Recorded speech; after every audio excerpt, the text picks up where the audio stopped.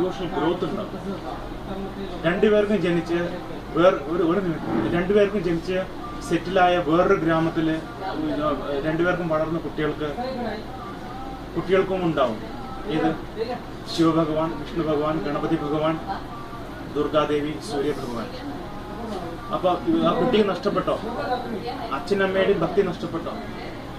അച്ഛനമ്മ നഷ്ടപ്പെട്ടോ? ഫൗണ്ടേഷൻ ഇവിടെയാണ് ഐക്യമുള്ളത്. ഹിന്ദുവിന്റെ ഐക്യം മനസ്സിലായത് 100 crores ഇവിടെയാണ് ഐക്യം വരേണ്ടത്. ഇതാണ് മനസ്സിലാക്കേണ്ടത്. ഇതാണ് പ്രായോഗികത. അതാണ് ഞാൻ നേരത്തെ പറഞ്ഞത്. 3000 പിന്നെ ക്ഷേത്രങ്ങളിലേക്ക് ദേവസ്വം ബോർഡൊക്കെ എടുക്കും. പ്രാധാന്യം കൊടുക്കുന്ന പൂജാമുറിയിലാണ്. അവിടുന്നാണ് വരേണ്ടത്. അല്ലാതെ ഡൈനിങ് ഹാളിൽ നിന്നും TV റൂമിൽ നിന്നും അങ്ങോട്ടല്ല പോകണത്.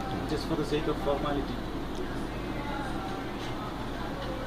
വ്യക്തത മനസ്സിലായി. അപ്പൊ യൂണിറ്റ് വന്നില്ല, ഭാരതത്തിന് യൂണിറ്റ് വന്നില്ല, ക്ലാരിറ്റി വന്നില്ല. മനസ്സിലായി എന്താ ചെയ്യേണ്ടില്ല. അപ്പൊ എന്തെങ്കിലും നഷ്ടപ്പെട്ടോ? കുട്ടികൾക്ക് പിന്നെ എന്തെങ്കിലും നഷ്ടപ്പെട്ടില്ല. അപ്പൊ അവർക്കൊരു ഫേം ഫൗണ്ടേഷൻ, അവിടുന്ന് വളരില്ല ഡിവോഷൻ. അതാണ് വേണ്ടത്. അല്ലാതെ ഒന്നുമില്ലാതായിപ്പോ പിന്നെ അമേരിക്കൻ കൾച്ചറായിപ്പോ കൾച്ചർലെസ്. അതിലൊന്നുമില്ല. അത്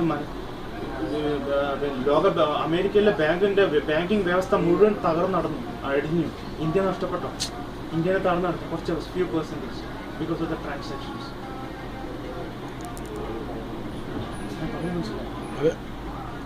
അതാണ് വേണ്ടത്. ആ അടിത്തറയാണ് വേണ്ടത്.